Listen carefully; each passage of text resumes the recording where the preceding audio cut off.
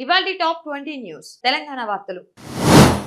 దక్షిణాసియాలోని తెలంగాణను green textile hub గా, textile రాజధానిగా తీర్చిదిద్దుతామని ముఖ్యమంత్రి రేవంత్ రెడ్డి ప్రకటించారు. హన్మకొండ జిల్లా రిజిస్టర్ కార్యాలయంలో ఏసీబీ జరిపిన సోదాల్లో 42 లక్షల విలువైన అనుమానాస్పద లావాదేవీలు, కిలోల కొద్ది బంగారం, వెండి గుర్తించారు. తెలంగాణలో 6 గ్యారంటీల అమలుపై ముఖ్యమంత్రి చేస్తున్న ప్రకటనలను ప్రతిపక్షాలు తప్పుపడుతూ కేరళ ఎన్నికల ప్రచారంలో విమర్శలు గుప్పించాయి. కాంగ్రెస్ ప్రభుత్వం ఇసుక మైనింగ్ ఆదాయ వివరాలను తప్పుగా చూపిస్తోందని, ధరలు పెంచి పారదర్శకత లేకుండా చేస్తోందని బీఆర్ఎస్ నేత మన్నె కృషాంక్ ఆరోపించారు. ములుగు జిల్లాలో దాదాపు 10 నుండి 20 టన్నుల బరువున్న క్యాప్ స్టోన్స్ తో కూడిన అరుదైన చరిత్రపూర్వ మానవ సమాధులను పురావస్తు శాఖ గుర్తించింది. కేరళ అసెంబ్లీ ఎన్నికల నేపథ్యంలో యూడీఎఫ్ మేనిఫెస్టోను ముఖ్యమంత్రి రేవంత్ రెడ్డి విడుదల చేస్తూ అక్కడ స్వర్ణయుగం మొదలైందని వ్యాఖ్యానించారు. తెలంగాణలోని గ్రామ పంచాయతీల అభివృద్ధి కోసం కేంద్ర ప్రభుత్వం 619.85 కోట్ల నిధులను విడుదల చేసింది. ఆంధ్రప్రదేశ్ వార్తలు. అమరావతి ఆంధ్రప్రదేశ్ శాశ్వత రాజధాని అని పేర్కొంటూ వచ్చిన బిల్లుకు రాజ్యసభలో మద్దతు లభించింది. వైసీపీ సభ్యులు దీనిని నిరసిస్తూ వాకౌట్ చేశారు.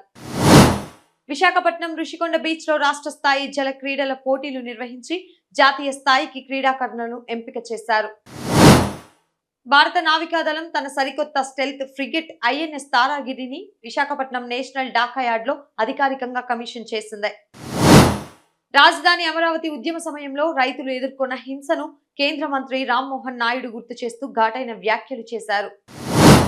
టెక్సాస్ లో H1B వీసా మరియు ఫుడ్ ట్రక్ పేరుతో జరిగిన భారీ కుంభకోణంలో తెలుగు టెక్కీల ప్రమేయం ఉన్నట్లు ఆధారాలు బయటపడ్డాయి. గుడ్ ఫ్రైడే సందర్భంగా ఆంధ్రప్రదేశ్ వ్యాప్తంగా బ్యాంకులు మరియు ప్రభుత్వ కార్యాలయాలు మూతపడ్డాయి.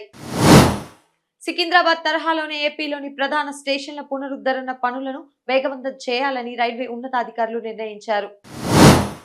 జాతీయ వార్తలు. హెలికాప్టర్ సాంకేతిక సమస్య కారణంగా అసోంలోని గలక్గంజ్ లో కేంద్ర హోంమంత్రి అమిత్ షా ఎన్నికల ర్యాలీ రద్దయింది. మహిళా కోటాతో పాటు డీలిమిటేషన్ అంశాలపై చర్చించేందుకు కేంద్రం ప్రత్యేక పార్లమెంటు సమావేశాలను పిలవడాన్ని కాంగ్రెస్ వ్యతిరేకిస్తోంది. పశ్చిమాసియాలో యుద్ధ వాతావరణం ఉన్నప్పటికీ దేశంలో ఎల్పీజీ సరఫరాకు ఎటువంటి ఆటంకం ఉండదని ఇండియన్ ఆయిల్ స్పష్టం చేసింది. అంతర్జాతీయ వార్తలు. ఆయిల్ రిఫైనరీలపై డ్రోన్ దాడులు జరగడంతో గల్ఫ్ దేశాల్లో ఉద్రిక్తత పెరిగింది. ఇరాన్ తీవ్ర హెచ్చరికలు జారీ చేసింది.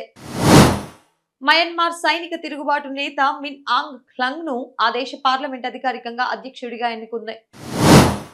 రష్యాలోని ఉల్యనోవ్స్క్ ప్రాంతంలో ప్రయాణికుల రైలు పట్టాలు తప్పడంతో కనీసం 7 తీవ్రంగా గాయపడ్డారు.